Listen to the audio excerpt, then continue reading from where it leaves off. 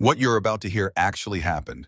A 7-month pregnant woman, a millionaire husband, a shocking discovery that would change everything. But this isn't just another cheating scandal.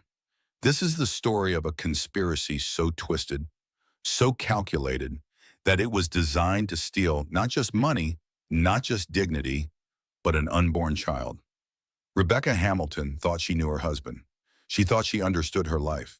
She had no idea that for months a plan had been in motion, a plan to take everything from her baby, her sanity, her very identity. What saved her was the most unlikely thing imaginable: a stranger's garden live stream, 43 viewers who became witnesses, and one neighbor who refused to look the other way. Over the next 90 minutes, you'll hear exactly how a routine evening became a viral sensation that exposed a criminal conspiracy. You'll witness in real time as lies unravel, masks fall away, and the truth becomes impossible to deny. This story contains emotional content about domestic abuse and financial manipulation, but it also contains something else: hope, strength, and proof that sometimes the most ordinary people can become heroes when it matters most. You'll never look at your neighbors the same way again. Let's begin. The wine glass shattered against the marble floor, sharp fragments scattered across the pristine white stone like broken promises. Rebecca Hamilton stood frozen in her foyer, 7 months pregnant, staring at the pieces of crystal that had slipped from her trembling fingers. She wasn't supposed to be home. The business trip to Portland had been canceled when her morning sickness flared up again. But she hadn't called Jonathan. She'd wanted to surprise him with dinner from his favorite restaurant. The surprise was definitely on her. Through the partially open French doors to the living room, she could see them. Jonathan, her husband of 8 years, with Madison Brooks pressed against their white leather couch. The same couch where Rebecca had fallen asleep reading pregnancy books just last night. Madison's blonde hair spilled over the armrest. Her yoga pants were pushed down around her ankles. Jonathan's expensive suit jacket lay crumpled on the Persian rug that Rebecca had spent months choosing. Jonathan, her voice cut through their passion like a blade. He jerked away from Madison, his face cycling through shock, guilt, then settling into that cold calculation she'd been seeing more often lately. "Rebecca, you're supposed to be in Portland?" Clearly. She stepped into the room, her hand moving instinctively to protect her rounded belly. The baby kicked hard, as if sensing the sudden tension crackling through the air. "How long?" Madison adjusted her yoga pants with practiced nonchalance. She didn't look surprised to see Rebecca. She looked annoyed at the interruption. Her lips were still swollen from Jonathan's kisses. "Becca, we need to talk about this rationally," Jonathan said, straightening his shirt. "How long?" Each word dropped like ice into the heated air. 6 months, Madison answered when Jonathan hesitated. Her voice carried a slight southern accent, refined and deliberate. "Since your second trimester started and you became unavailable." The casual cruelty hit Rebecca like a physical blow. 6 months, half her pregnancy, while she was growing their child, dealing with complications, throwing up every morning, he was here with this woman. "Get out!" Rebecca's voice shook despite her effort to stay calm. "Both of you, get out of my house." Jonathan laughed, the sound sharp and dismissive. "Your house? I think you're confused about who pays the mortgage here, sweetheart." The familiar pattern began immediately, her emotions invalidated, her reality questioned, her ownership of anything denied. But something felt different this time. The baby kicked again, stronger, and Rebecca felt a fierce protectiveness she'd never experienced before. "I'm calling my lawyer," she said. "With what money?" Jonathan stepped closer, his voice dropping to that tone she knew meant danger was coming. "You have nothing, Rebecca. No coup, no income, no family money. You are completely dependent on me, and you know it." Madison watched this exchange with barely concealed satisfaction.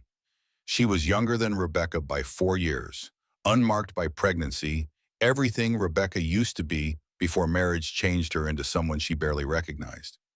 "The baby needs stability," Rebecca tried. "The baby will have everything it needs," Jonathan interrupted smoothly, "as long as you remember your place in this family." Rebecca backed toward the doorway, her heart pounding so hard she could hear it in her ears. This wasn't just infidelity. This felt like a calculated dismantling of her entire world, and she'd been too tired, too focused on the pregnancy complications, to see it happening. I need some air. She grabbed her keys from the hall table with shaking fingers. Where are you going? Jonathan demanded, his mask slipping slightly. For a drive. She didn't look back at either of them. Don't follow me. Rebecca, don't you dare walk out on me, he called after her. But she was already closing the front door behind her, leaving the crystal fragments scattered across the floor like evidence of something irreparably broken. Outside, the evening air felt cool against her flushed cheeks. She climbed into her silver sedan, hands still trembling as she started the engine. Through the front window, she could see Jonathan and Madison silhouetted in the living room, already deep in conversation. About her, she realized. They were talking about her. As she pulled out of the driveway, she noticed Madison's white BMW was still parked beside Jonathan's Mercedes. They weren't done with whatever they had been planning, and she had a terrible, sinking feeling that it was about much more than just an affair. The radio played softly as she drove aimlessly through their expensive neighborhood. Classical music that Jonathan had insisted she learn to appreciate. Everything in their life was something Jonathan had chosen. Something Jonathan had decided was appropriate for his wife. When had she stopped having opinions of her own? 3 times she pulled out her phone to call someone. 3 times she put it back down. Who would she call? Her sister Emma was 3,000 miles away in Seattle. Her college roommate had stopped returning calls 2 years ago after Jonathan made it clear she wasn't welcome at their dinner parties. Her work friends had faded away when she quit her marketing job to become the perfect wife. She was completely alone, 7 months pregnant, with nowhere to go and no one to turn to. The baby kicked again, and she spoke to her rounded belly. It's okay, little one. Mommy's going to figure this out. But as the sun set behind the perfectly manicured trees lining their street, Rebecca Hamilton had no idea how prophetic those words would prove to be. Rebecca sat in her car outside the Whole Foods parking lot, engine running, unable to make herself move. Her hands shook on the steering wheel as the last hour replayed in her mind like a nightmare she couldn't wake up from. 6 months. 6 months of lies. Her phone buzzed constantly with texts from Jonathan. She read them with growing nausea. Come home, we need to discuss this like adults. You're being dramatic. Think of the baby's stress levels. Madison means nothing, this is just physical. Each message made her feel sicker. She thought of all the times he'd been working late during her pregnancy. The mysterious charges on credit cards she wasn't allowed to see anymore. The way he'd become more controlling as her belly grew larger and her independence grew smaller. The grocery store looked impossibly normal. People pushing carts, buying dinner ingredients, living their regular Wednesday evening lives. Rebecca waddled through the automatic doors, picking up items she didn't need, avoiding her reflection in the freezer doors. In the prenatal vitamin aisle, she stopped. A young pregnant woman, maybe 25, examined different brands with her partner. He rubbed her back absently while reading labels, his other hand resting protectively on her small bump. These ones have more folic acid, he said softly. Whatever you think is best, honey. She leaned into him, trusting and secure. Rebecca's throat closed up watching them. She remembered being that young, that certain of love. When had Jonathan stopped, touching her belly with wonder? When had his hands become tools of control instead of comfort? Her phone rang. Jonathan. Where are you? Shopping. Her voice sounded steadier than she felt. For what? We have everything we need at home. Such a simple question, such a loaded answer. They had everything materially. The house, the cars, the designer nursery Jonathan had insisted on, but never helped plan. But they had nothing that actually mattered. I needed to think. Well, think faster. Madison left, and we need to set some ground rules about this situation. Ground rules. As if she were a child who had misbehaved instead of a wife who discovered her husband's affair. I'm not ready to come home yet. Rebecca. His voice dropped to that tone that used to make her comply immediately, the tone that suggested consequences for disobedience. You're being irrational. Pregnancy hormones can cause women to imagine things that aren't really happening. Well, she hung up on him. The young couple had moved to the baby food aisle, still connected, still gentle with each other. Rebecca watched them until her vision blurred with tears she refused to let fall in public. In the parking lot, she finally called her sister Emma in Seattle. Becca? What's wrong? You sound terrible. The concern in Emma's voice broke something loose inside her chest. Jonathan's having an affair. Silence stretched across 3,000 miles. Then, oh, honey, I'm so sorry, but honestly, I'm not surprised. The admission hit like cold water. What do you mean? The way he talks to you when we video chat, how he controls everything about your life. Remember at Christmas when you wanted to stay an extra day with me, and he said no because you'd already spent enough time away from your responsibilities? Rebecca had forgotten about that. She'd been so focused on keeping the peace, on being the perfect wife, that she'd normalized 1,000 small cruelties. Come to Seattle, Emma continued, tonight. Bring nothing but yourself and we'll figure out the rest tomorrow. I can't just leave. I'm 7 months pregnant. You can't stay with someone who treats you like property either. After Emma hung up with promises to research flights, Rebecca sat in the darkening parking lot. Other cars came and went around her, families loading groceries, heading home to normal dinners and normal problems. Her phone buzzed with another text from Jonathan. If you're not home in 30 minutes, I'm calling the police to report you missing. The threat was subtle but unmistakable. He would paint her as unstable, irresponsible, a pregnant woman having a breakdown who needed to be brought home for her own safety. She started the car, but instead of heading home, she drove to the neighborhood where she and Jonathan had looked at houses before they bought their current mansion. Tree-lined streets with modest but well-maintained homes, the kind of place where neighbors knew each other's names and borrowed cups of sugar. She parked in front of a blue craftsman house with a front yard full of vegetable gardens. Through the kitchen window, she could see a woman about 60 years old, gray hair pulled back in a ponytail, watering plants on the windowsill. The woman noticed her car and offered a friendly wave. Rebecca waved back, surprised by how good such a simple human connection felt. Her phone rang again. Jonathan, of course. Rebecca, this is your final warning. Come home now or you'll regret making me come find you. The threat was no longer subtle. Her hands started shaking again as she ended the call without answering. Through the craftsman's window, the older woman was still visible, now washing dishes and humming. Her kitchen looked warm and lived in, nothing like Rebecca's pristine marble and stainless steel showplace that felt more like a museum than a home. The baby kicked hard, and Rebecca rubbed her belly gently. What do you think, little one? Should we knock on a stranger's door? As if in answer, the baby kicked again, and for the first time all day, Rebecca smiled. She was still sitting there gathering courage when headlights appeared in her rearview mirror.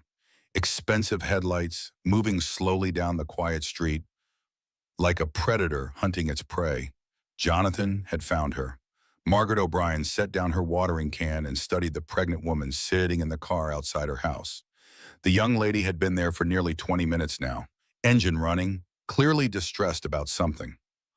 Margaret had raised 3 children and taught high school English for 30 years. She recognized emotional turmoil when she saw it. Margaret picked up her phone and checked her live stream. She'd been sharing her evening garden routine with her small but devoted following of gardening enthusiasts for the past 2 years. 43 people were currently watching her water the tomatoes and deadhead the roses. Well, friends, she said quietly to her phone camera, it looks like we might have someone who needs help tonight. The comments started flowing immediately. What's happening? Is someone in trouble? Help them if you can. Margaret approached the car slowly, her phone still recording discreetly. The woman inside looked to be in her early 30s, very pregnant and crying. Margaret tapped gently on the driver's side window. The pregnant woman startled, then rolled down the window with obvious reluctance. I'm sorry, I didn't mean to just sit here. I was driving and I just needed to stop somewhere safe for a minute. Honey, are you all right? Margaret's voice carried decades of maternal authority softened by genuine concern. Are you hurt? Do you need help? The simple question seemed to break something inside the young woman. Fresh tears spilled down her cheeks. My husband, he's having an affair. I found them together tonight, and I don't know what to do or where to go. Margaret's expression sharpened with understanding. Is he violent? Are you afraid of him? Not physically, not yet. The admission seemed to terrify the woman even as she said it. But I'm starting to think that might change. Margaret made a decision that would alter both their lives forever. I'm Margaret O'Brien. I live right here in this house. Why don't you come inside? I was just making some chamomile tea. I can't impose on a stranger. He's expecting me home, and if I don't show up soon, he'll be angry. Honey? What? Margaret's voice took on the firm but kind tone she'd perfected during 3 decades of teaching teenagers. You're 7 months pregnant, sitting in a stranger's driveway crying because you're afraid to go home to your own husband. That man should be worried about you, not angry at you. Through her phone screen, Margaret could see her live stream audience responding, "Invite her in. She needs help.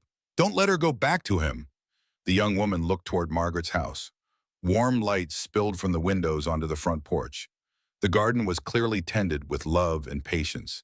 Everything about the place radiated safety in a way her marble mansion never had. "Just for a few minutes," she whispered. Margaret helped her out of the car, noting how carefully the woman moved, how protectively she held her rounded belly. Inside, the house smelled like lavender and fresh bread. Family photos covered the mantel showing children and grandchildren. Margaret's laptop sat open on the kitchen counter, still streaming to her gardening audience. "I hope you don't mind," Margaret said, gesturing toward the computer. "I was sharing my evening routine with some online friends. They're probably wondering why I abandoned the cucumber beetles for a social call." The pregnant woman barely seemed to notice. She was too busy absorbing the normalcy around her. Dishes drying in the rack beside the sink, an orange tabby cat sleeping on a pile of newspapers. The comfortable chaos of a home that was actually lived in. Margaret made tea while the young woman sat at the kitchen table, her phone buzzing incessantly with incoming messages. "He keeps calling and texting," she said quietly. "You don't have to answer. He'll come looking for me if I don't respond soon. Then we'll deal with that when it happens." Margaret set down a steaming mug of chamomile tea. "What's your name, dear?"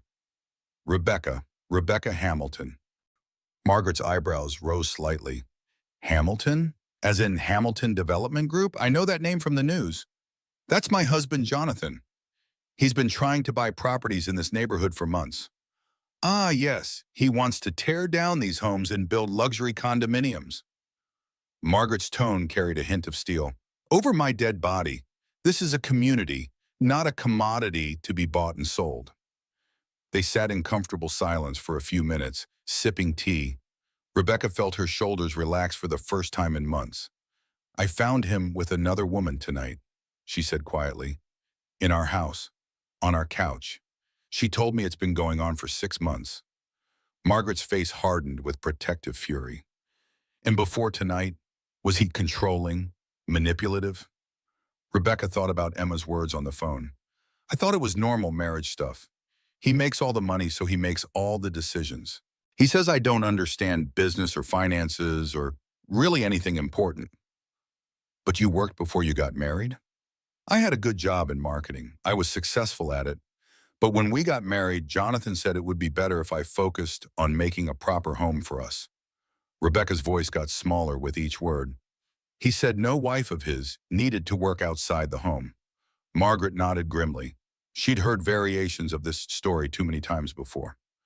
"What about your family? Friends?" "My sister lives in Seattle. My parents died in a car accident 5 years ago." Rebecca paused, then continued with growing horror in her voice. "As for friends, I can't think of anyone I could call right now. They all drifted away over the years. Or were driven away. Jonathan never liked my friends. He said they didn't understand our lifestyle, that they were jealous of what we had. It was easier to just stop seeing them than deal with his criticism every time I came home from lunch with someone." Margaret's expression grew darker. On her laptop screen, the live stream audience was equally outraged. "Classic abuser tactics. Isolation is the first step. She needs to get away from him. We're witnessing domestic abuse." Rebecca's phone rang again. She glanced at the screen and went white. "It's him calling from the car. That means he's driving around the neighborhood looking for me." Margaret checked her live stream. Nearly 300 people were now watching, all of them invested in this real-life drama unfolding in her kitchen. Through the front window, they could see expensive headlights turning onto Margaret's quiet street. The lights moved slowly, methodically, like a predator hunting for prey. "That's his car," Rebecca whispered. shrinking back from the window. The black Mercedes stopped directly in front of Margaret's house. Margaret kept her voice calm despite the adrenaline flooding her system. Rebecca, I want you to listen to me very carefully. You are safe in this house. You don't have to go anywhere you don't want to go. And everything that happens next is being witnessed by 300 people who care about your welfare. The Mercedes engine shut off. Through the windshield, they could see Jonathan Hamilton sitting behind the wheel, his face a mask of controlled fury, even in the dim light. Rebecca's phone buzzed with a text message. I can see your car, Rebecca. Come out here right now. He knows I'm here, Rebecca said, her voice barely audible. Yes, he does, Margaret replied steadily. The question is, what are you going to do about it? For the first time in years, Rebecca Hamilton had to make a choice that was entirely her own, and 300 strangers on the internet were rooting for her to choose herself. Jonathan Hamilton emerged from his Mercedes like a man accustomed to commanding every room he entered. Even in the evening shadows, his expensive suit and perfectly styled hair marked him as someone important, someone powerful. But Margaret O'Brien had dealt with plenty of powerful men who used their authority to intimidate others. Is that your husband? She asked Rebecca, though she already knew the answer from the way the younger woman had shrunk back from the window. Yes, Rebecca's voice was barely a whisper. I should go out there. I should go to him before he gets really angry. No, Margaret's teacher voice cut through Rebecca's fear with absolute authority. You should do what feels safe to you, what feels right in your heart. Margaret moved to her laptop, adjusting the camera angle to capture the street view. Her live stream audience had grown to nearly 500 viewers, all watching this domestic drama unfold in real time. The comments were flowing too fast to read individually, but the overwhelming sentiment was clear. Don't let him take her. Jonathan walked up Margaret's front path with the measured stride of a man who expected compliance. He rang the doorbell once, twice, 3 times in rapid succession, each ring lasting longer and carrying more impatience. Margaret looked at Rebecca. You don't have to see him if you don't want to. He won't leave until I talk to him. He never just leaves. The doorbell gave way to sharp, demanding knocks that echoed through the small house. Rebecca, Jonathan's voice carried clearly through the door and into Margaret's live stream. I know you're in there. This is ridiculous. Come home right now. Margaret made her choice. She walked to the front door and opened it, but kept the screen doors securely latched between them. Can I help you? Jonathan's corporate charm snapped into place immediately, though his eyes remained cold and calculating. Good evening. I'm looking for my wife. That's her car in your driveway. She's having tea with me. I appreciate your kindness to a stranger, but I need her to come home. She's 7 months pregnant and not thinking clearly right now.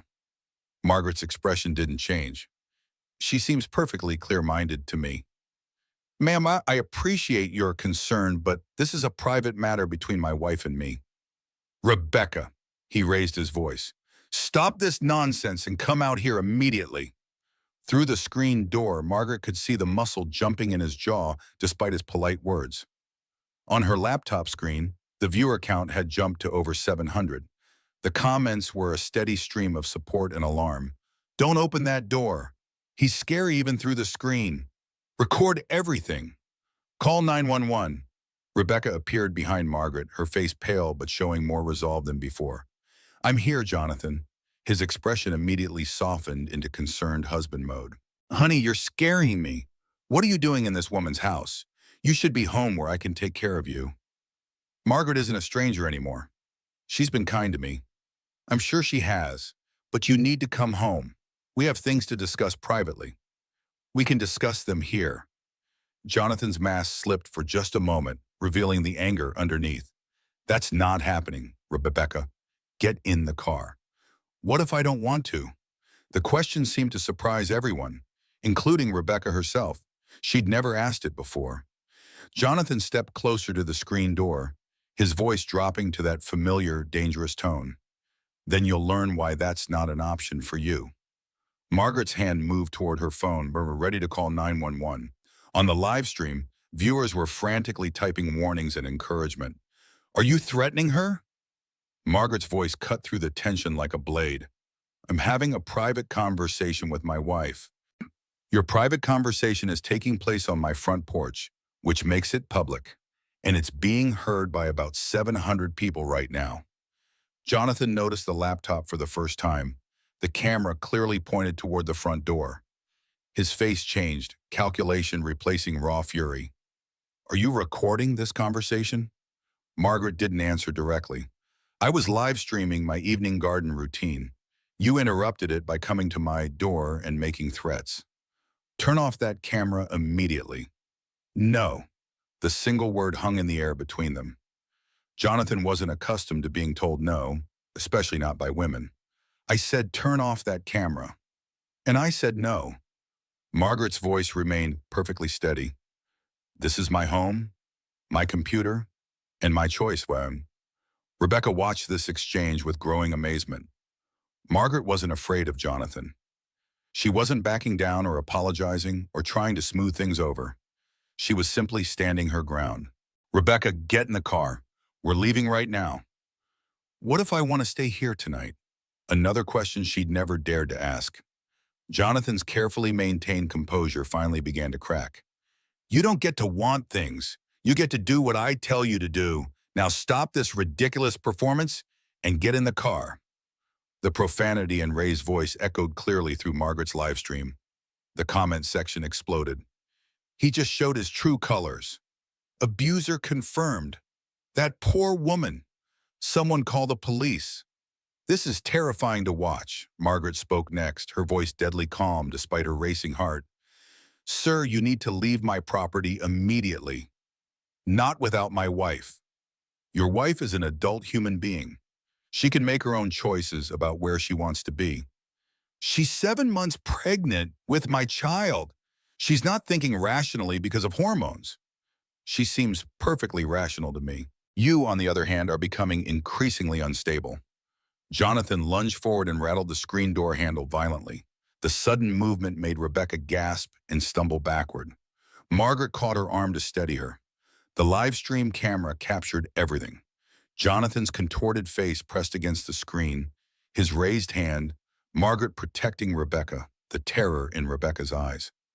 You interfering old bitch, Jonathan snarled. I'll buy this house and tear it down just to spite you. Rebecca, you have 10 seconds to get out here before I come in there and drag you out myself. Margaret's finger was already hovering over 911 on her phone. Sir, that's a direct threat of violence.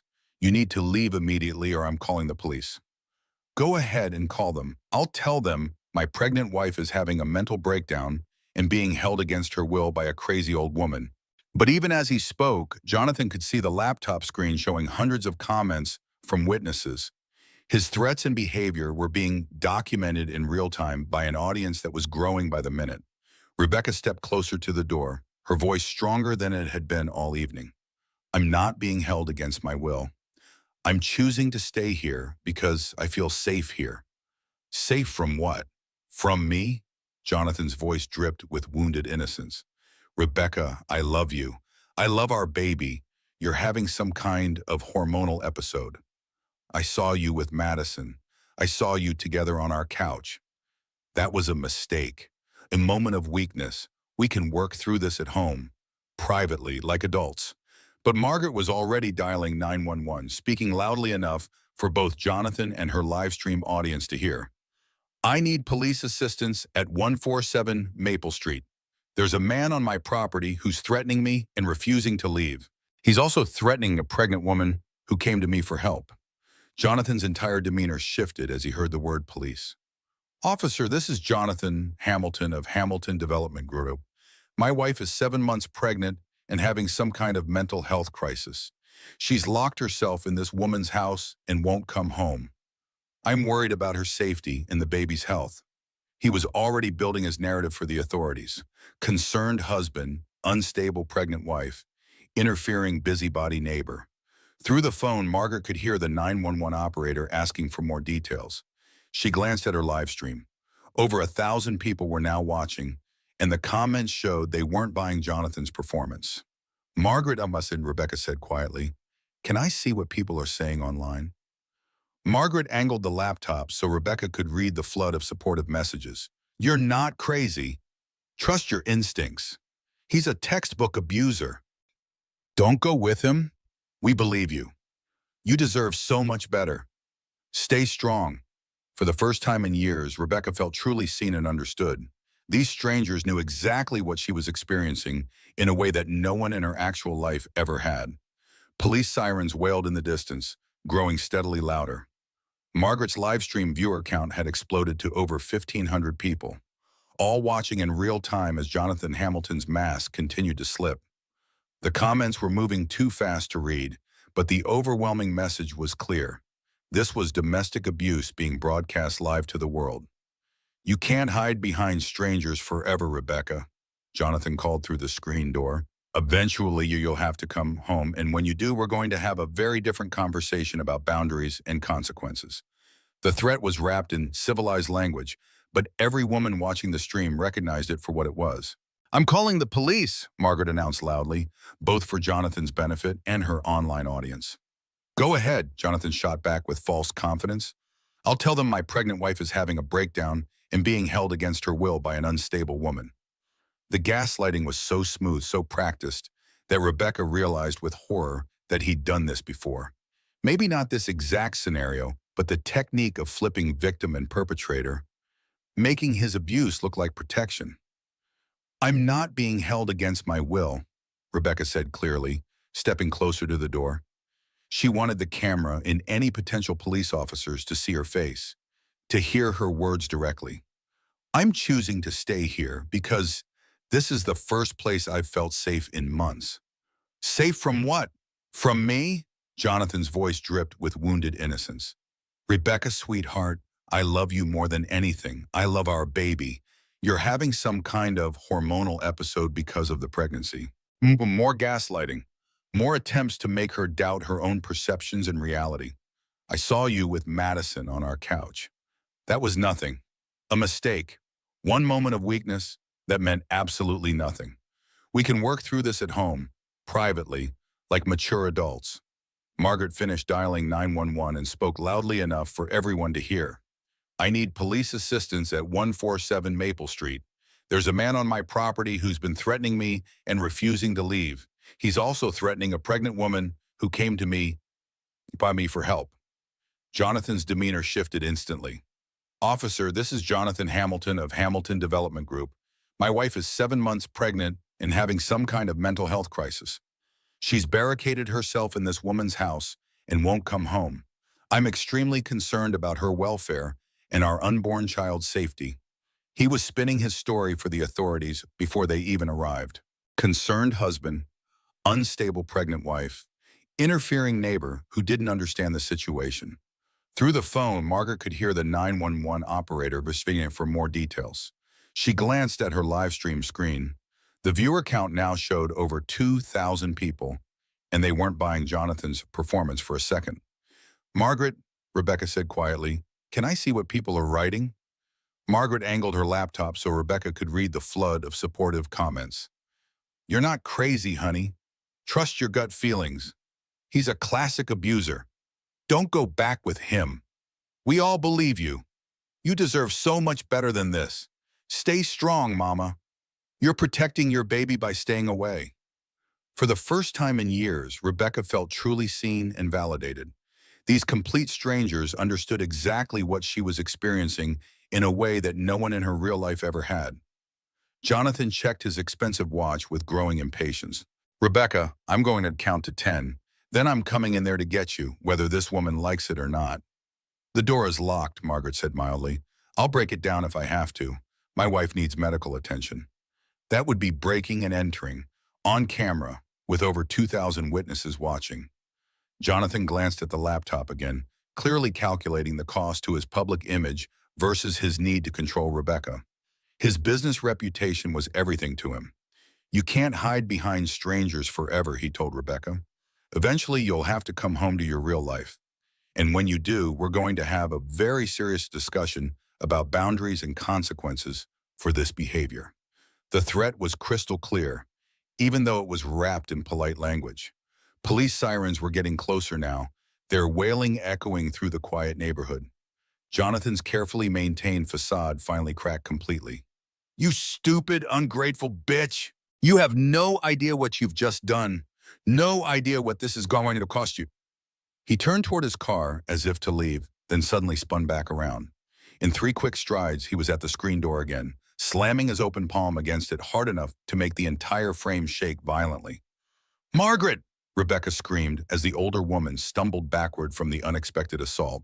The live stream camera captured everything in perfect detail. Jonathan's face contorted with rage, his raised hands striking the door, Margaret catching herself against the kitchen counter, Rebecca's genuine terror.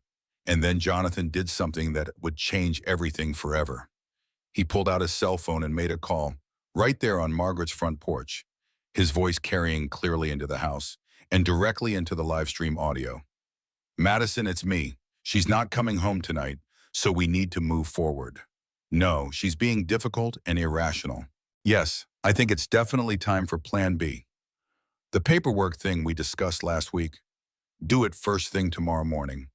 Make sure everything shows she's mentally unstable. Pregnancy hormones, irrational behavior, danger to herself and the baby. Rebecca's blood turned to ice as she listened. They'd been planning something.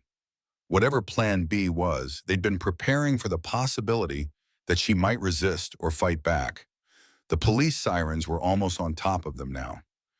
I know you can hear me, Rebecca, Jonathan called out after ending his call. You think you're so clever, but you have no idea how deep this goes. The bank accounts, the property deeds, the trust fund for the baby. Technically, it's all in my name. You have absolutely nothing. You are nothing without me. Each word was calculated to break her spirit completely. And when this baby is born, he continued with vicious satisfaction, I'll make sure everyone knows what an unfit mother you are. How you abandoned your family, had mental breakdowns, consorted with strangers. No court in the country will give you custody. Margaret's live stream audience was in complete uproar. Record everything. Save this video. This is evidence. He's admitting to financial abuse. He's planning to steal her baby. Someone screenshot everything. 2 police cars pulled up to the curb just as Jonathan finished his monologue. Red and blue lights painted the entire neighborhood in stark, flashing colors. Jonathan immediately straightened his tee, smoothed his hair, and transformed back into the concerned husband. By the time the officers climbed out of their vehicles, he was once again the picture of worried respectability. Officers, thank God you're here, he called out. My wife is 7 months pregnant and having some kind of mental breakdown. She's locked herself in this woman's house and refuses to come home. I'm extremely worried about her safety and our baby's health. But Officer Martinez, a kind-faced man in his 40s, had already noticed something that Jonathan hadn't considered. As he approached the front porch, he could clearly hear voices coming from the laptop speaker, hundreds of people commenting on what they just witnessed. Ma'am, Officer Martinez said to Margaret through the screen door, we received a call about a disturbance. Can you tell us exactly what's happening here? And for the first time all evening, Rebecca Hamilton realized she had something her husband didn't. Witnesses. Lots and lots of witnesses. Officer Martinez had the kind eyes of someone who'd seen too much human suffering and still cared deeply about helping people. He spoke quietly in Spanish to his partner, Officer Rodriguez, who immediately began taking detailed notes while Jonathan continued his performance as the concerned husband. Officer, I'm Margaret O'Brien, and this is my home, Margaret said through the screen door, her voice steady despite everything that had just happened. This young woman came to my door clearly distressed about something. Her husband followed her here and has been making increasingly violent threats. What kind of threats, ma'am? Officer Martinez asked, his attention focused entirely on Margaret rather than Jonathan's protests. Margaret glanced at her laptop screen, where nearly 3,000 viewers were now watching this unfold in real time.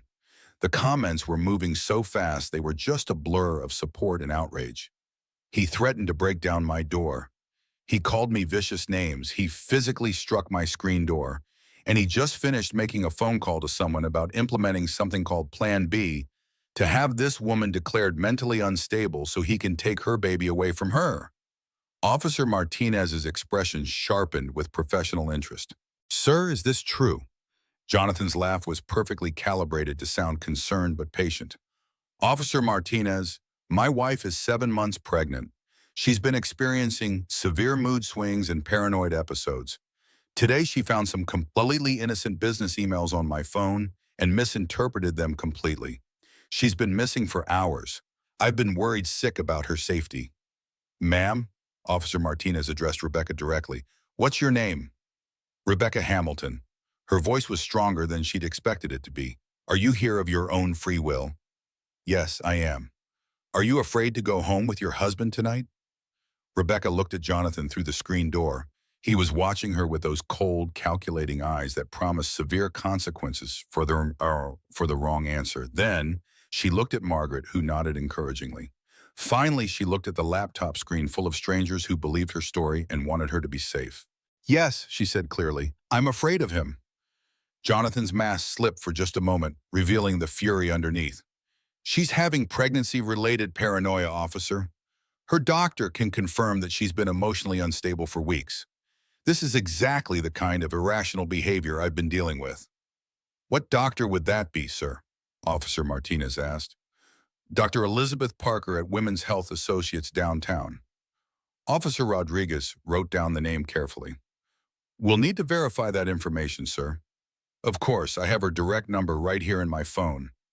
While Jonathan fumbled for his phone, Margaret spoke up. Officer, I want you to know that I've been live streaming my evening garden routine.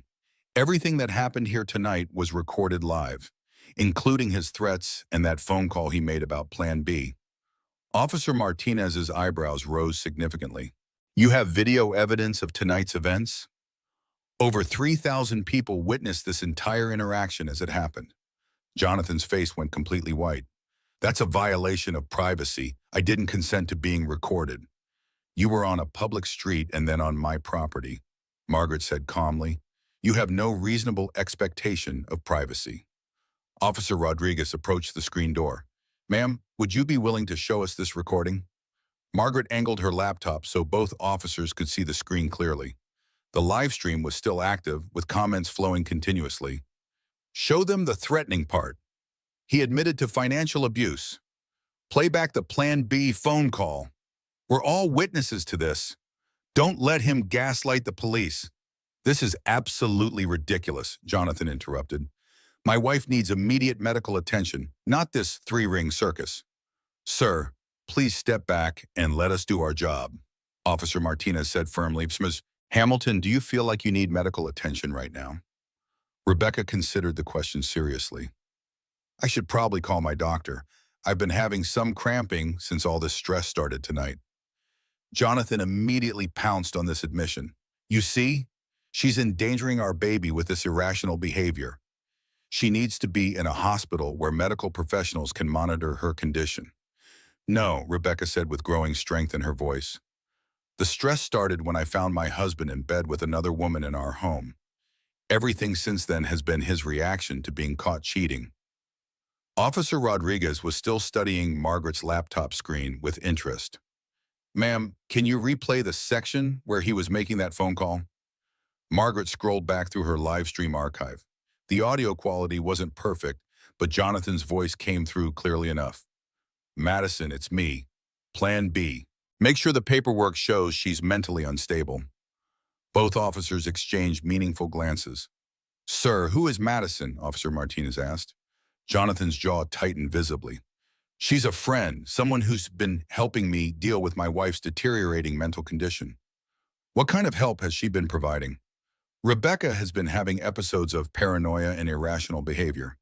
Madison has some experience with mental health issues and has been advising me on how to handle the situation. The lies were getting sloppier now, and Rebecca could see that Officer Martinez wasn't buying any of it. Mrs. Hamilton, do you have somewhere safe you could stay tonight? The officer asked. She can stay here for as long as she needs, Margaret said immediately. She needs to come home with me, Jonathan insisted desperately. She needs her prenatal vitamins, her proper diet, her doctor-approved sleeping arrangements. This woman is a complete stranger. I have prenatal vitamins, Margaret said matter-of-factly, and a perfectly comfortable guest room. This is absolutely insane, Jonathan snapped, his composure finally cracking again. You're enabling a pregnant woman's mental breakdown. Sir, I need you to lower your voice right now, Officer Rodriguez warned. At that moment, Rebecca's phone started ringing. She glanced at the screen with surprise. It's Dr. Parker calling me. Answer it, Officer Martinez suggested. Put it on speakerphone so we can all hear. Rebecca's hand shook slightly as she accepted the call. Dr. Parker? Rebecca, honey, I just got the strangest phone call from your husband. He said you were having a serious mental health crisis and needed to be hospitalized immediately for the safety of your baby. I told him that was absolutely ridiculous, since you were just in my office yesterday and you were perfectly fine. Where are you right now? The question hung in the air like a bomb waiting to explode. Jonathan's face had gone completely ashen. I'm at a friend's house, Dr. Parker. I found a Jonathan with another woman tonight. Oh, sweetie, I'm so sorry that happened to you. Are you safe where you are? I think so. The police are here talking to us. Good. Do you need me to come check on you and the baby? That might be helpful, yes. I'll be there in 20 minutes. Give me the address. And Rebecca, you are absolutely not having a mental health crisis. You're having a completely normal reaction to discovering your husband's infidelity. Your husband lied to me about your condition. After DeParker hung up, the silence on Margaret's front porch was absolutely deafening. Even the live stream comments seemed to have paused, as if 3,000 people were holding their breath, waiting to see what happened next. Officer Martinez turned to Jonathan with an expression that had grown considerably colder. Sir, it appears your wife's doctor disagrees with your assessment of her mental state. She doesn't know the full situation that's been developing. What full situation would that be? Jonathan's mouth opened and closed like a fish out of water. He'd been caught in multiple contradictory lies now, and he knew it. I think, Officer Rodriguez said carefully, we need to have a much longer conversation about what's really happening here tonight. Jonathan's phone suddenly buzzed with an incoming text message. He glanced at it and his face changed completely, shifting from frustration to something that looked almost like fear. I have to go, he said abruptly. Rebecca, we'll finish this conversation tomorrow when you're thinking more clearly. But Officer Martinez wasn't done with him yet. Sir, you're not free to leave just yet. We have multiple witnesses who say you made direct threats against these women. And that's when everything truly began to unravel for Jonathan Hamilton. Mr. Hamilton, you're not free to leave yet, Officer Martinez said firmly, positioning himself between Jonathan and his Mercedes. We have several witnesses claiming you made direct threats against these women. Jonathan checked his phone again, his agitation growing more obvious by the minute. This is harassment, officer. I haven't committed any actual crimes here tonight. Threatening to break down someone's door could be considered criminal threatening under state law, Officer Rodriguez pointed out while continuing to take notes. Margaret's live stream audience had grown to over 4,000 viewers now. The comments section had evolved into something unprecedented, a real-time support group offering legal advice and encouragement. Screenshot everything for evidence. Save this entire video. Call the domestic violence hotline. Financial abuse is real abuse. Document all of this. DeParker arrived in a small silver Honda, moving quickly despite her 60-something frame. She'd been Rebecca's obstetrician for 3 years, one of the few people in Rebecca's life that Jonathan hadn't managed to alienate or drive away. Rebecca, honey. Dr. Parker embraced her gently through the screen door, her experienced hands automatically checking Rebecca's pulse and noting her color and breathing. How are you feeling right now? Any contractions or bleeding? Some cramping, but I think it's just from all the stress tonight. Let's do a quick check to make sure. Dr. Parker pulled a portable fetal Doppler from her medical bag. Margaret, may we use your kitchen table for a moment? Of course, dear. As Dr. Parker began setting up her equipment, Jonathan tried one final manipulation. You see, she needs proper medical supervision. She should be in a hospital where I can monitor her condition properly. Mr. Hamilton, Dr. Parker's voice carried the crisp authority of 3 decades in medicine. Your wife is 7 months pregnant, not terminally ill. She's perfectly capable of making her own medical decisions. The fetal Doppler came to life with the rapid, reassuring whoosh of the baby's heartbeat. Strong and steady and completely normal. Rebecca's face relaxed for the first time all evening as she heard her child's healthy rhythm. Baby sounds absolutely perfect, Dr. Parker announced with satisfaction. Heart rate is excellent. Rebecca, your blood pressure is somewhat elevated, but that's completely expected given what you've been through tonight. Jonathan's phone buzzed again with another message. This time he answered it, walking just a few steps away, but still clearly audible to everyone present, including Margaret's live stream audience. What do you mean that transfer was blocked? I specifically told you to process it tomorrow morning. No, she doesn't have access to those accounts anymore. How could she possibly know about it? Officer Rodriguez followed Jonathan, listening intently to every word. Rebecca met Margaret's eyes with growing concern. What transfer is he talking about? Margaret quickly pulled up her laptop, scrolling through the rapidly moving live stream comments. Her viewers had been incredibly busy during the past hour. Someone called his bank already. Reported suspicious financial activity. Joint accounts can't be moved without both signatures. The bank fraud hotline is 1-800. People are calling financial crimes units. I think, Margaret said slowly, your new online friends may have been making some very important phone calls on your behalf. Dr. Parker finished her quick examination of Rebecca. You and the baby are both fine, but I'm genuinely concerned about your stress levels if you go back to that environment. Do you have somewhere safe you can stay tonight? She can stay here for as long as she needs to, Margaret offered without hesitation. Jonathan returned from his phone call, his face flushed with anger and something that looked like panic. Rebecca, we're going home right now. This has gone on long enough. Sir, Officer Martinez intervened smoothly. Your wife has made it very clear that she doesn't want to go with you tonight. She's my wife. She's carrying my child. She's her own person, Dr. Parker said sharply, and she's my patient. I'm medically recommending that she stays somewhere calm and supportive tonight for the health of both her and the baby. This is essentially kidnapping. No, Officer Rodriguez corrected. This is a woman making her own informed choices about her safety. Jonathan's phone rang again. He looked at the caller identification and his face went completely ashen. Who's calling you, sir? Officer Martinez asked. My business partner, Jonathan admitted reluctantly. Answer it, Rodriguez suggested. Put it on speakerphone. Jonathan's hands were visibly shaking as he complied with the officer's request. A deep male voice filled the evening air, clearly audible to everyone present and to Margaret's live stream audience. Jonathan, what the hell did you do tonight? The bank called me about suspicious activity on the Hamilton Trust accounts. They said someone reported potential financial abuse and fraud. All transfers are frozen pending a full investigation. The silence that followed seemed to stretch on forever. Richard, I can explain everything. You better hope you can explain it to the authorities, because if those accounts were being manipulated without Rebecca's knowledge, that's criminal fraud.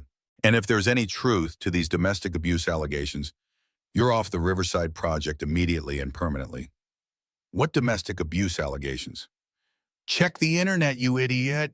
There's a live stream with 4,000 people watching you threaten a pregnant woman. My own daughter sent me the link 20 minutes ago. Margaret's humble gardening live stream had gone completely viral. The viewer count on her screen now showed over 6,000 people, and it was climbing rapidly by the minute. Mr. Hamilton, Officer Martinez said carefully, I think you need to contact a lawyer immediately. Jonathan looked around wildly at all the faces staring at him. The police officers documenting his every word. Margaret with her laptop full of thousands of witnesses. Dr. Parker taking notes about Rebecca's condition. Rebecca herself no longer cowering, but standing straight and strong. This isn't over between us, he said finally, his voice carrying a threat that everyone present understood perfectly. Actually, but a muted voice said from the street, I think it is. Everyone turned to see a woman in an expensive business suit walking up Margaret's driveway with the confident stride of someone accustomed to being in charge. She was about 40 years old, with short dark hair and sharp, intelligent eyes. Detective Sarah Williams, Domestic Violence Unit, she announced, showing her badge to the uniformed officers. We've been monitoring this situation through the live stream for the past hour. Mr. Hamilton, you're under arrest for criminal threatening and intimidation. On what evidence? Jonathan demanded. Detective Williams pulled out her smartphone.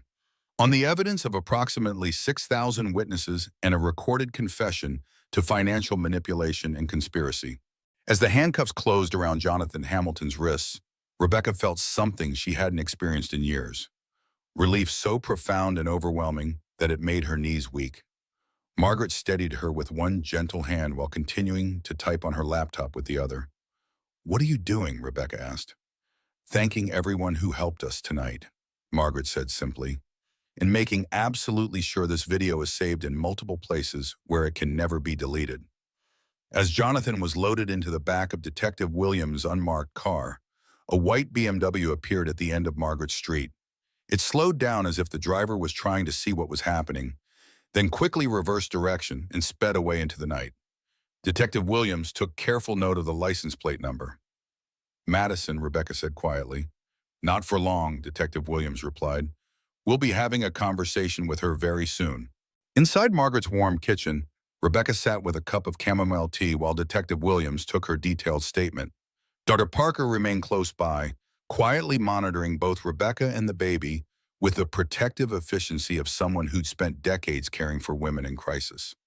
"Mrs. Hamilton, I need you to walk me through the timeline of your husband's controlling behavior," Detective Williams said gently. "Take as much time as you need. Start wherever feels comfortable." Rebecca realized with surprise that she'd never been asked to tell her story chronologically before.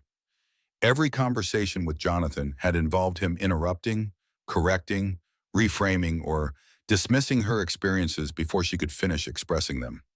"It started very slowly after we got married," she began. "Jonathan said I didn't need to work anymore, that he wanted to take care of me completely. At first it felt romantic, like he was protecting me." Detective Williams nodded with understanding. "Financial isolation is almost always the first step in this pattern. Then he started making comments about my friends. They were negative influences, or they didn't understand our lifestyle, or they were jealous of what we had. One by one, I stopped seeing them rather than deal with his constant criticism every time I came home." Margaret's live stream had evolved into something completely unprecedented. The comments section had transformed from voyeuristic entertainment into a genuine support community in real time. "This is exactly my story too. I finally left after 15 years. Document absolutely everything. You're not alone in this. The hardest part is realizing it's actually abuse. So proud of you for speaking up." "When did you first feel genuinely afraid of him?" Detective Williams asked. Rebecca thought carefully before answering.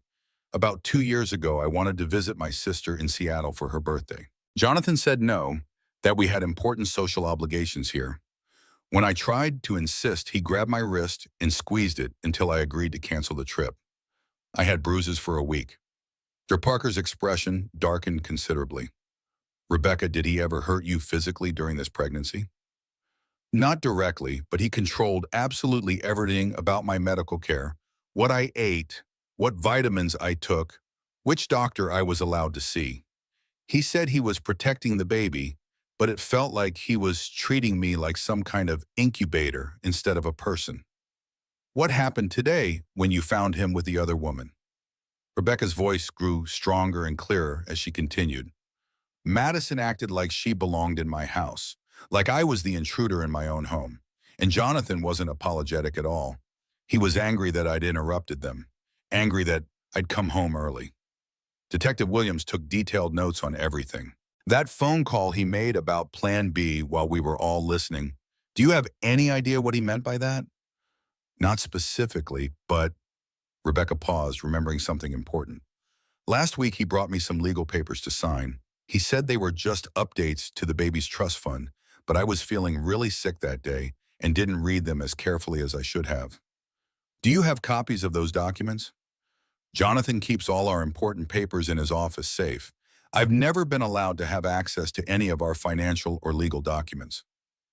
Margaret looked up from her laptop, where she'd been reading the continuing flood of comments. The bank freeze that his business partner mentioned might have stopped whatever he was planning to do. Detective Williams nodded grimly.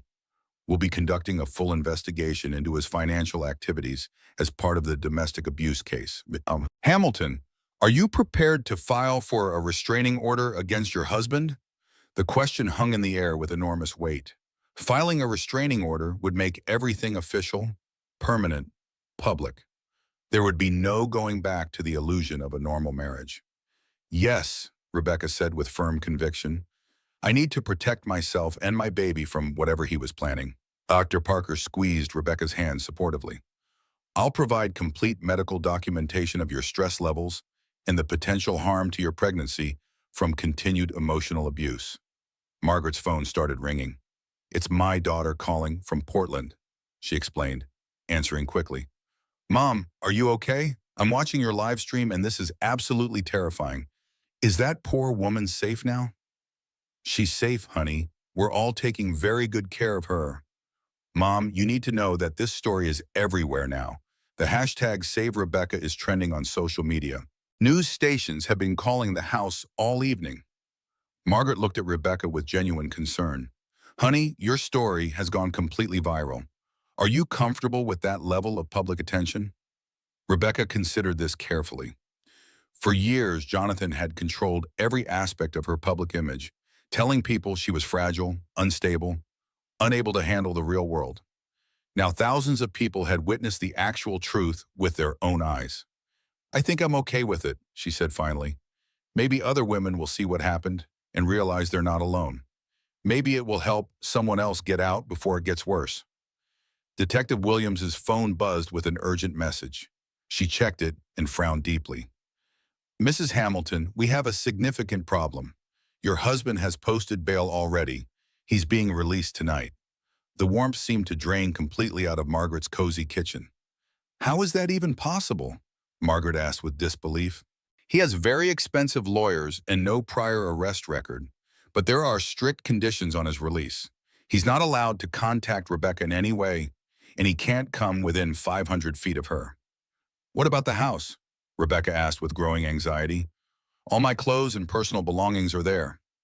We'll arrange for a police escort so you can collect your essential items safely, but you'll definitely need somewhere else to stay for the foreseeable future. She can stay here for as long as necessary, Margaret said immediately and without hesitation. Rebecca looked at this remarkable woman who had been a complete stranger just 6 hours ago and had somehow become her lifeline to safety and sanity. Margaret, I can't impose on you like that. You're not imposing on anyone. You're accepting help when you need it. There's an important difference between those two things. Dr. Parker checked her watch. I should head home, but I want to see you in my office tomorrow for a complete checkup. The stress and trauma of the last several hours could potentially affect the baby, and I want to monitor both of you closely. Detective Williams handed Rebecca her business card. Call me immediately if he tries to contact you in any way whatsoever. No exceptions, no matter how minor it seems. We'll also need to meet again tomorrow to go over your financial situation in detail. After the detective and doctor finally left, Margaret closed her laptop, ending the live stream that had fundamentally changed both their lives forever. 47,000 viewers at the peak, she reported quietly, and literally hundreds of women sharing their own stories in the comments. Rebecca stared at the now dark screen, trying to process everything that had happened. I can't believe this is actually my life now. It's not your life, Margaret corrected her gently but firmly. This is your beginning. Rebecca's phone, which had been mercifully quiet for the past hour, suddenly buzzed with a text message from an unknown number. This isn't over between us. You'll regret embarrassing me like this. Even though the message came from a number she didn't recognize, Rebecca knew immediately that it was from Jonathan. Margaret saw the change in Rebecca's expression. What is it, honey? Rebecca showed her the threatening text message. Margaret immediately took a screenshot and forwarded it to Detective Williams. He just violated the conditions of his restraining order. They can arrest him again. Rebecca's phone buzzed with another message. Check the news tomorrow morning. See what your little performance tonight is going to cost you. But for the first time in years, Rebecca Hamilton wasn't afraid of Jonathan's threats anymore. She had something now that she'd never had before. Witnesses, evidence, and people who believed her story. Margaret turned on her small kitchen television while Rebecca stared at her phone with a mixture of dread and growing determination. The local news was already running a breaking story with the banner headline, Millionaire developer arrested in domestic abuse case. Live footage goes viral. The anchor's professionally concerned voice filled Margaret's living room. Tonight, a disturbing domestic dispute was broadcast live to thousands of viewers when pregnant Rebecca Hamilton sought refuge at a neighbor's home after discovering her husband's extramarital affair. Rebecca's face appeared on the screen, a screenshot from Margaret's live stream showing her looking scared and vulnerable in the kitchen doorway. Then a photo of Jonathan in handcuffs, followed by aerial footage of their beautiful house that now looked more like a prison than a home. Hamilton Development Group, responsible for several major downtown construction projects, has not responded to our request for comment. However, sources tell us that several business partners are already distancing themselves from Jonathan Hamilton following tonight's events. Rebecca's phone had been exploding with notifications for the past hour. Friend requests from strangers, messages from reporters, calls from numbers she didn't recognize, and dozens of supportive emails from women who'd watched the live stream. "I need to turn this off for now," she said, powering down the phone completely. Margaret muted the television but continued watching. The story clearly had staying power. It was the perfect combination of wealth, domestic violence, viral video, and a pregnant victim that news stations absolutely loved to cover. "Rebecca," Margaret said carefully, "you need to understand something important. This level of public attention is going to fundamentally change your life in ways we can't predict yet." "What do you mean exactly?" "You're not going to be able to hide anymore or be hidden by anyone else. For better and for worse, you're now a public figure whether you wanted to be or not." The reality hit Rebecca like a cold wave. "Oh God, what have I actually done?" "You've told the truth about what was happening to you. That's never wrong, even when it makes life more complicated." Detective Williams called Margaret's landline within minutes. "Is Rebecca still with you? Good. Don't let her answer her personal phone or the front door tonight. We've had 3 different reporters show up at the police station asking for exclusive interviews, and someone has already leaked her cell phone number online." "Is she in any physical danger?" "We don't think so, but Jonathan was released an hour ago, and we know he's extremely angry about the public humiliation. His lawyer called the station demanding that we somehow remove the viral video from the internet." Margaret almost laughed despite everything. "That's not exactly how the internet works." Exactly what I told them. But Rebecca needs to be prepared for this situation to get much bigger before it starts to get smaller. After Detective Williams hung up, Rebecca sat quietly in Margaret's cozy living room, feeling completely overwhelmed by the magnitude of what had happened. 12 hours ago, she'd been living what she thought was her real life. Now the truth was splattered across the internet for millions of people to see and judge. "Margaret, can I ask you something personal?" "Of course, honey. Why did you decide to help me tonight?" "You didn't know anything about me. I could have been anyone. Could have been lying about everything." Margaret set down her tea and considered the question seriously. 25 years ago, I was married to a man who controlled every single aspect of my life. He wasn't as wealthy as your husband, but he was just as manipulative and cruel in his own way. I spent 15 years walking on eggshells, making excuses for his behavior, believing that I deserved exactly the treatment I was receiving. Rebecca stared at her in shock. "You were in an abusive marriage too?" "To my children's father, the man who convinced me that I was too stupid to handle money, too emotional to make important decisions, too worthless as a person to deserve anything better." Margaret's voice was matter-of-fact, but Rebecca could hear decades of old pain underneath the calm words. "He never hit me with his fists, so I convinced myself it wasn't really abuse." "What finally made you realize the truth?" "My daughter Sarah came home from college and told me she would never bring friends to our house because she was too ashamed of how he treated me in front of other people. That's when I finally understood what I was teaching her about love and relationships." "Was it terrifying to leave him?" "Absolutely terrifying. I had no money of my own, no job skills after 15 years of being told I was completely incompetent. But I had 3 children who needed to see that women don't have to accept cruelty disguised as love." Rebecca absorbed this revelation. Margaret wasn't just a kind neighbor who'd offered help to a stranger. She was a fellow survivor who'd recognized another woman in mortal danger. "Where is your ex-husband now?" "Remarried to a woman 20 years younger than him.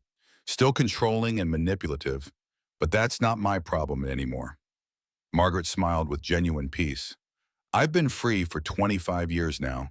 They've been the absolute best years of my entire life. Rebecca's laptop chimed with an email notification. Without thinking, she opened her email program and immediately gasped.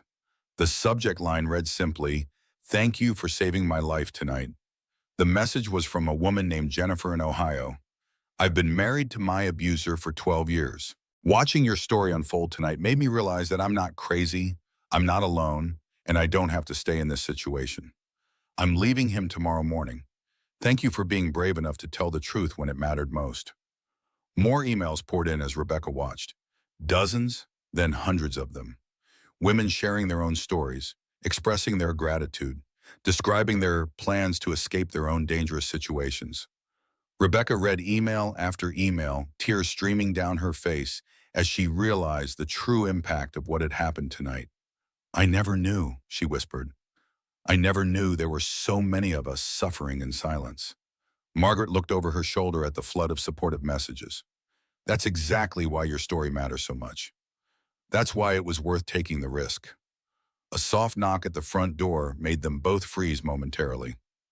Margaret checked the window carefully before relaxing. "It's Dr. Parker again."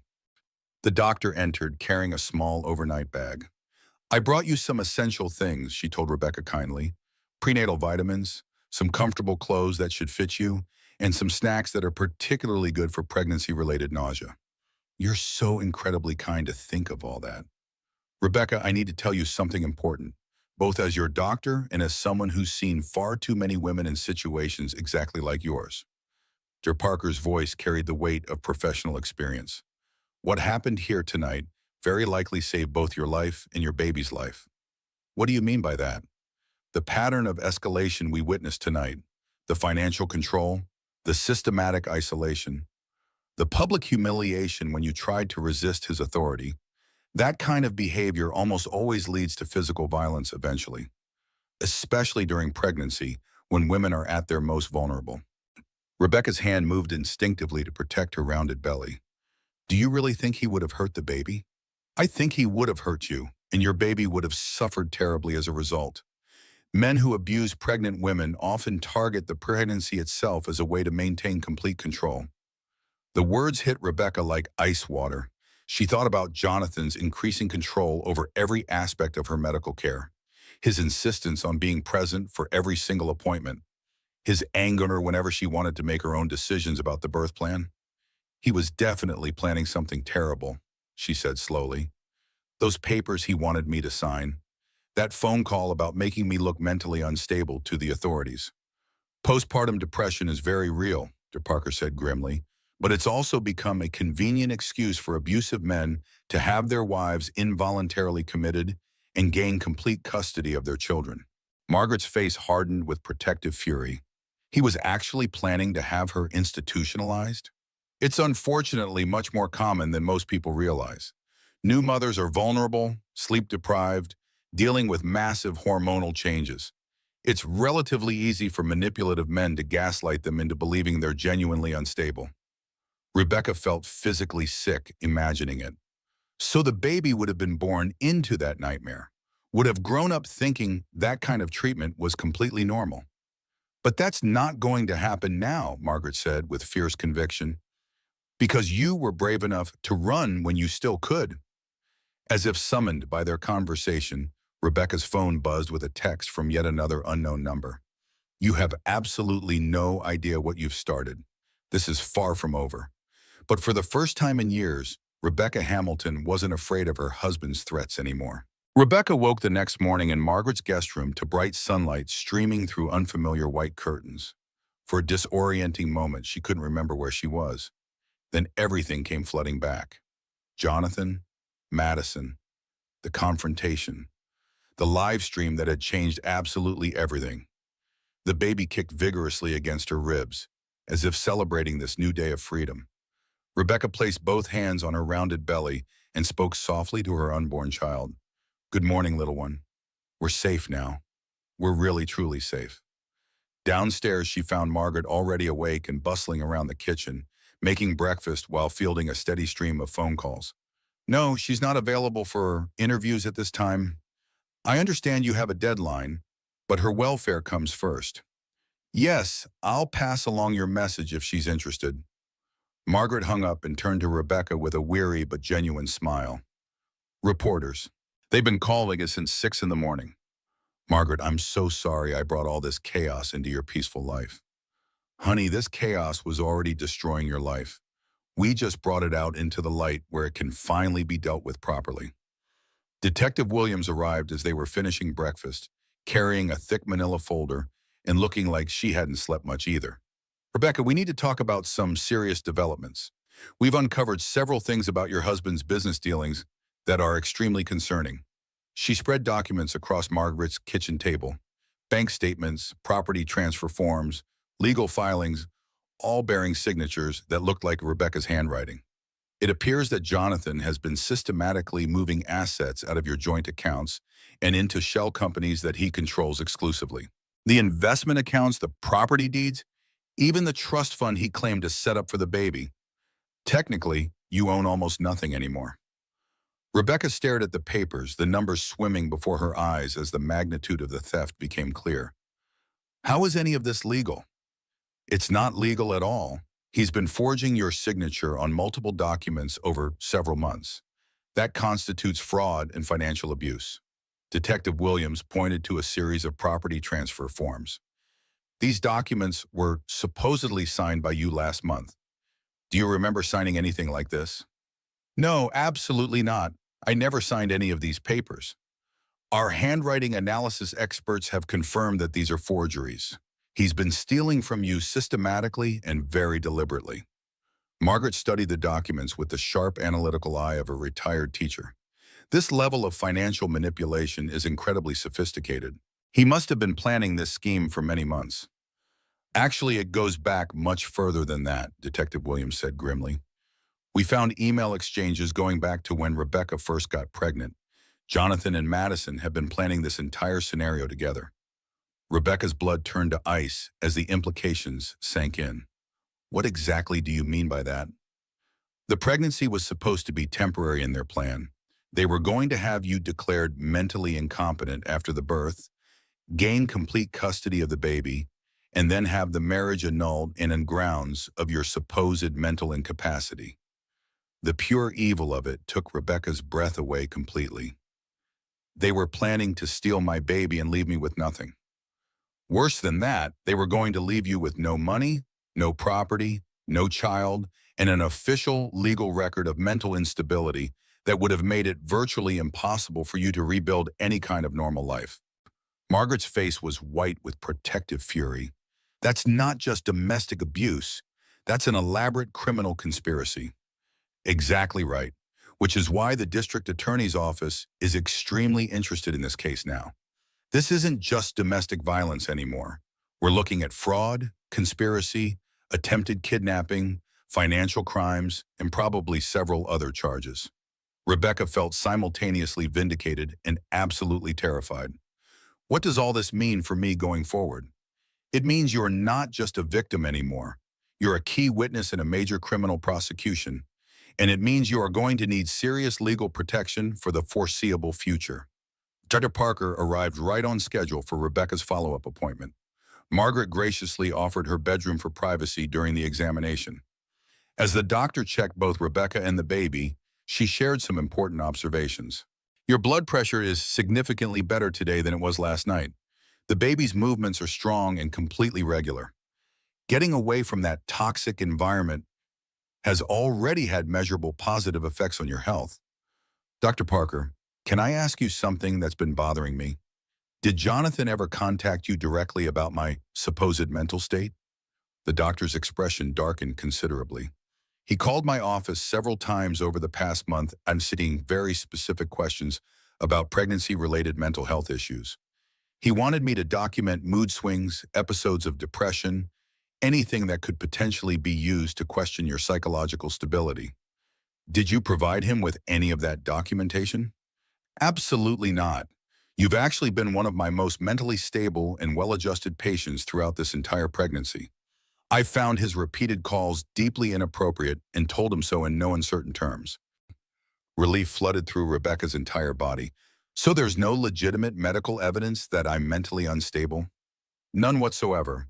In fact, I've been carefully documenting that your stress symptoms and health issues were directly related to your home environment. Your complete medical records will strongly support your case, not undermine it. After Dr. Parker left, Rebecca found Margaret and Detective Williams deep in urgent conversation at the kitchen table. What's happening now? Detective Williams looked up with concern. We're discussing your immediate safety situation. Jonathan made bail last night, but Madison Brooks hasn't been arrested yet.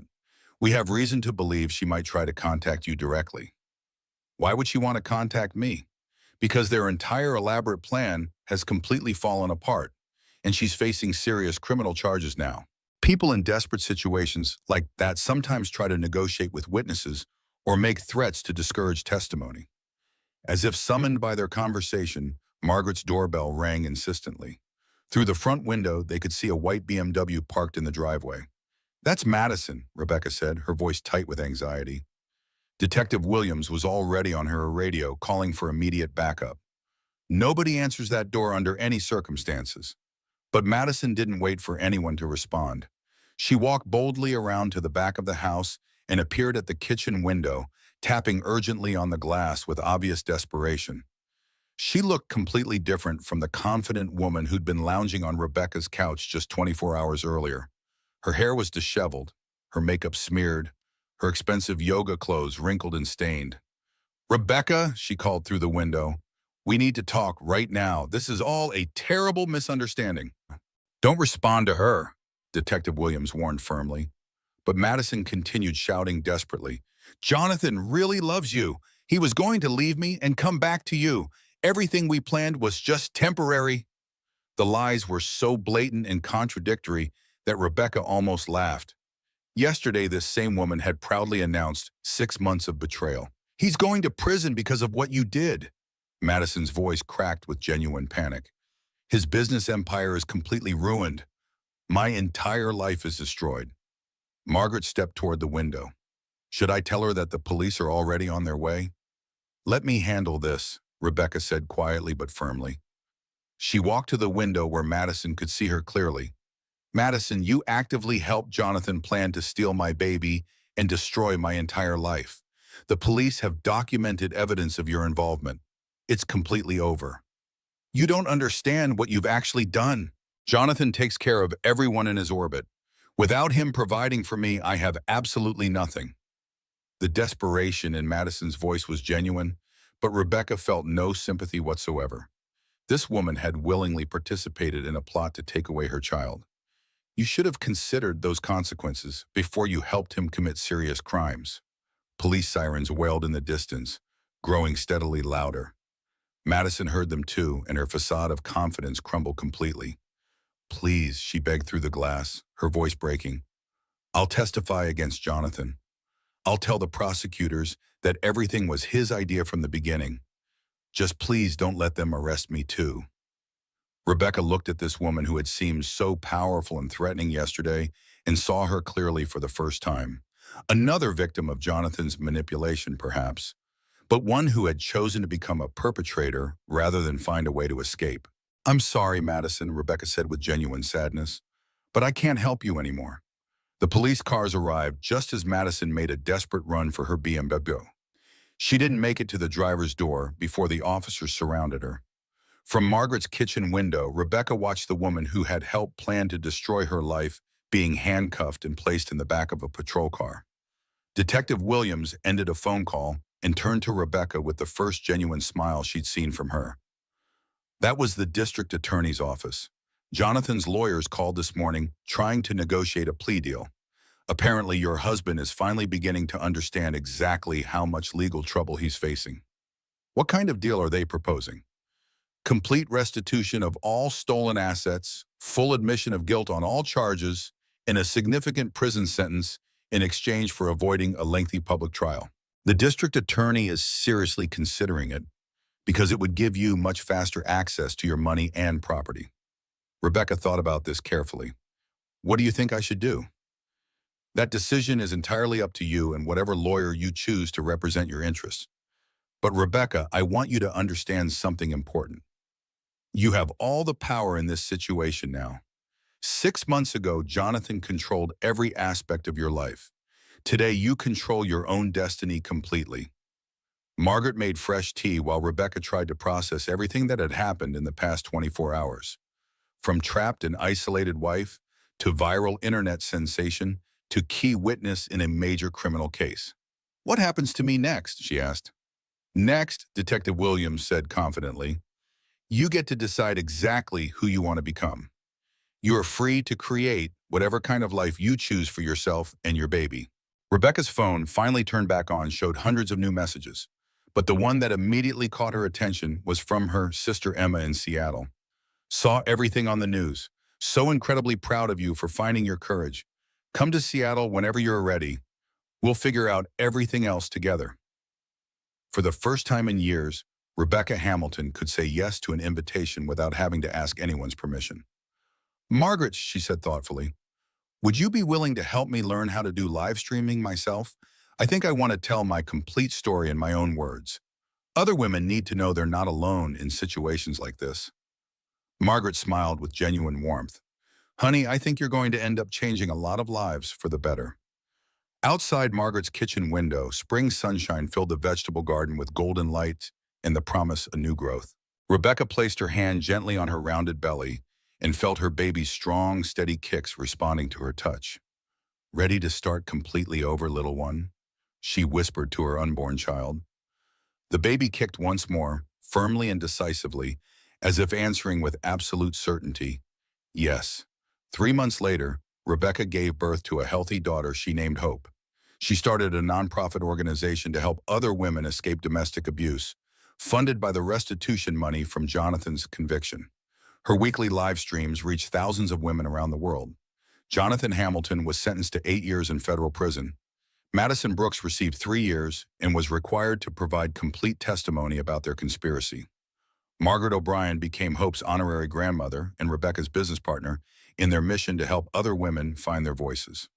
Sometimes the most ordinary evening can become the moment when everything changes forever. Sometimes a stranger's kindness can save your life. Sometimes having the courage to tell the truth can transform not just your own future, but the futures of countless others. Rebecca Hamilton learned that freedom isn't just about escaping from someone who wants to control you. True freedom is about discovering who you were always meant to become. Rebecca's story didn't end that night, it began. Her weekly live streams now reach hundreds of thousands of women worldwide. Her nonprofit has helped over 3,000 women escape dangerous situations. And baby Hope? She's now 3 years old, growing up knowing that her mother fought for both their futures. Margaret still tends her garden, but now she also serves on the board of Rebecca's foundation. The woman who started with 43 gardening followers became part of a movement that's changing lives every single day. Jonathan served his full sentence. Madison was released after 2 years. Neither has attempted contact. If Rebecca's story resonates with you, if you know someone who might need to hear it, or if you believe that ordinary people can create extraordinary change, here's how you can help spread this message. Hit that like button to help this story reach women who might be living Rebecca's nightmare right now. Share it with someone who needs to know they're not alone. Leave a comment telling us what part of this story affected you most. And if you want to hear more true stories of courage, survival, and transformation, subscribe to our channel and ring that notification bell, because every story we tell could be the one that saves a life. Remember what Margaret taught us that night? Sometimes helping a stranger isn't just an act of kindness.